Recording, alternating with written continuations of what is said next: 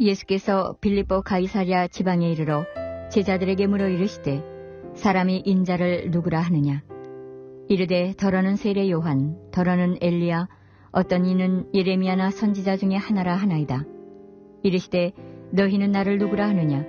시몬 베드로가 대답하여 이르되 주는 그리스도시요 살아계신 하나님의 아들이시니이다. 예수께서 대답하여 이르시되 바요나 시몬아, 네가 복이 있도다. 이를 네게 알게 하니는 혈육이 아니요 하늘에 계신 내 아버지시니라. 또 내가 네게 이르노니 너는 베드로라. 내가 이 반석 위에 내 교회를 세우리니 음부의 권세가 이기지 못하리라. 내가 천국 열쇠를 네게 주리니 네가 땅에서 무엇이든지 매면 하늘에서도 매일 것이요 네가 땅에서 무엇이든지 풀면 하늘에서도 풀리리라 하시고, 이에 제자들에게 경고하사 자기가 그리스도인 것을 아무에게도 이르지 말라 하시니라. 이때로부터 예수 그리스도께서 자기가 예루살렘에 올라가 장로들과 대제사장들과 서기관들에게 많은 고난을 받고 죽임을 당하고 제3일에 살아나야 할 것을 제자들에게 비로소 나타내시니, 베드로가 예수를 붙들고 항변하여 이르되 주여 그리 마옵소서. 이 일이 결코 주께 미치지 아니하리이다. 예수께서 돌이키시며 베드로에게 이르시되 사탄아, 내 뒤로 물러가라. 너는 나를 넘어지게 한 자로다. 내가 하나님의 일을 생각하지 아니하고 도리어 사람의 일을 생각하는도다 하시고, 이에 예수께서 제자들에게 이르시되 누구든지 나를 따라오려거든 자기를 부인하고 자기 십자가를 지고 나를 따를 것이니라. 예수께서 제자들에게 물으셨습니다. 사람들이 나를 누구라고 말하더냐.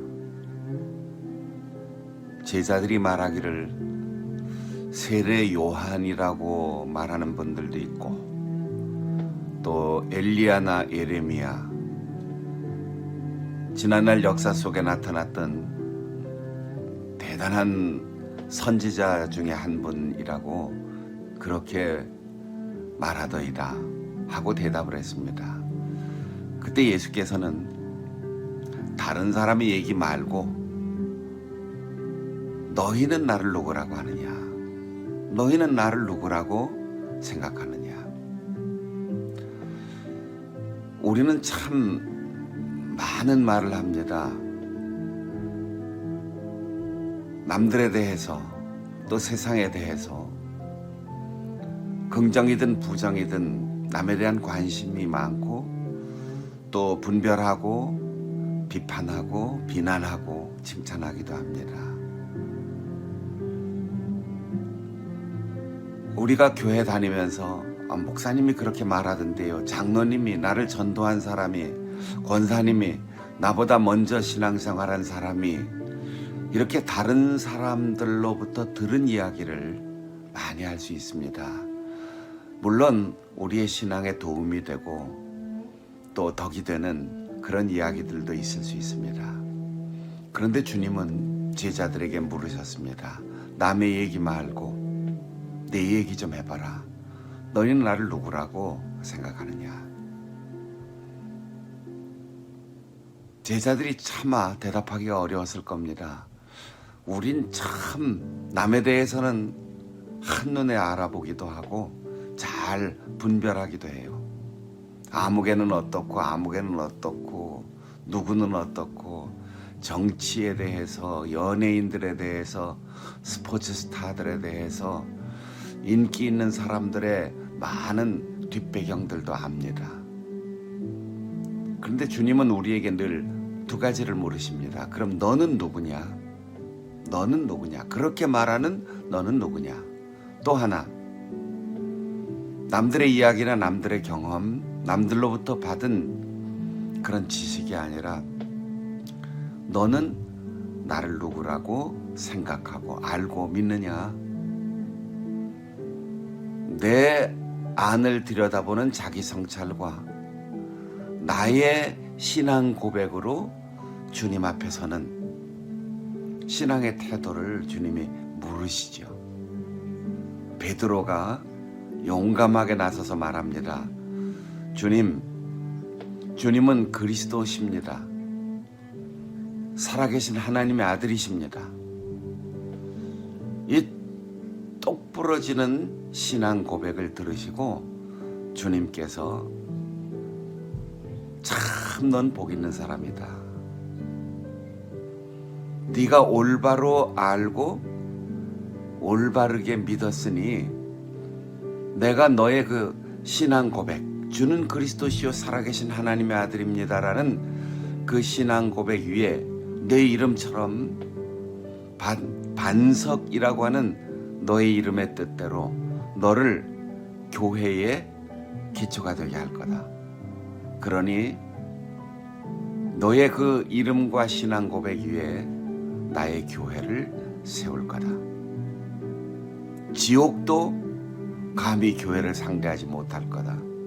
천국 열쇠를 너에게 맡겨줄 거니 너는 복음을 전하고 신앙을 바르게 고백하고 양들을 잘 돌보아서 하늘 문을 열고 사람들을 천국으로 들여보내라.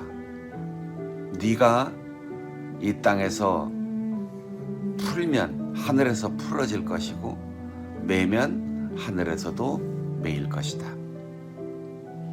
하늘 문을 열고 닫는 역할을 주님께서 그에게 맡겨주셨습니다.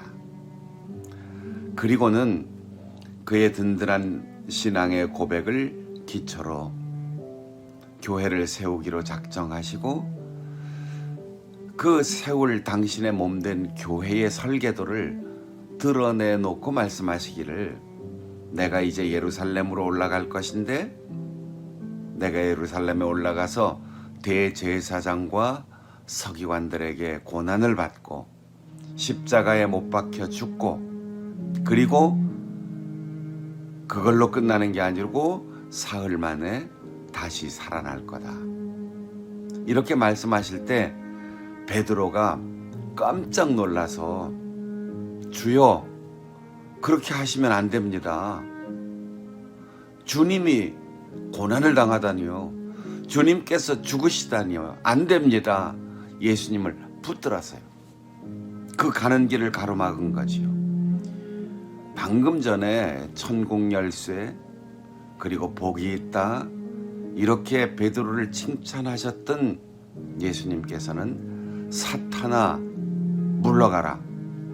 너는 나를 넘어지게 하는 장애물이 된다.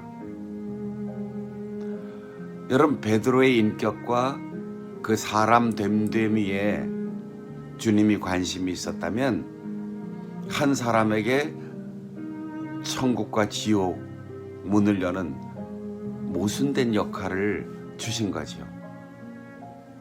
사람이 아니고 올바른 신앙 고백 위에 교회를 세우고 그가 잘못된 역할을 할 때 아무리 스승을 존경하고 사랑하는 마음이라 할지라도 주님께서 하나님이 부르신 길을 걸어가는 일에 장애가 되면 그 역할이 베드로의 인격이나 베드로의 신앙이 사탄이 된 것이 아니고 그 역할이 사탄이 된다는 거죠. 아름다운 고백은 천국의 칭찬을 받았습니다. 잘못된 항변은 지옥의 저주를 받았습니다. 베드로가 칭찬받을 때 예수님께서는 넌 참 복 있는 사람이다. 이 신앙의 고백을 깨닫고 말할 수 있게 한 것은 세상에서 얻은 지식이나 너의 수련의 결과로 얻은 깨달음이 아니라 하늘에 계신 너의 아버지께서 너에게 깨닫게 해주신 것이니 참 너는 복 있는 사람이다. 이렇게 말씀하신 거죠. 사랑하는 성도 여러분, 우리 성도들이 똑똑한 사람, 분별력 있는 사람, 능력 있는 사람, 그 어떤 것보다 주님께서 참 너는 복이 있다. 넌 복 있는 목사야, 복 있는 장로야, 복 있는 권사고, 복 있는 집사야. 참 복 있는 교회, 복 있는 성도구나. 그렇게 칭찬하실 수 있는 올바른 신앙 고백의 사람이 될 수 있기를 바랍니다. 하나님께서 그를 복되게 하신 거지요. 그런데 항변할 때 예수님은 세 가지를 얘기하셨어요. 예루살렘에 가서 고난받을 것, 죽임을 당하실 것, 부활하실 것.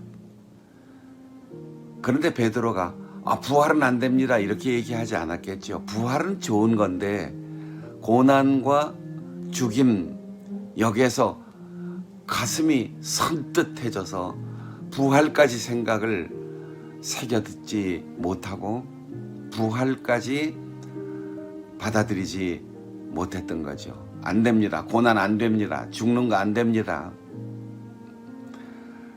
부활까지 결국은 부정하게 된 결과가 된 거지요. 끝까지 듣고 부활 소망이 있다면 주님이 걸어가시는 고난의 길, 죽임 당하시는 그 길도 마다 않고 주님이 가신다면 나도 따라 걷겠습니다. 그렇게 걸어갔을 겁니다. 주님은 말합니다. 나를 따르려면 자기 자신을 부정하고 십자가를 지고 나를 따르라.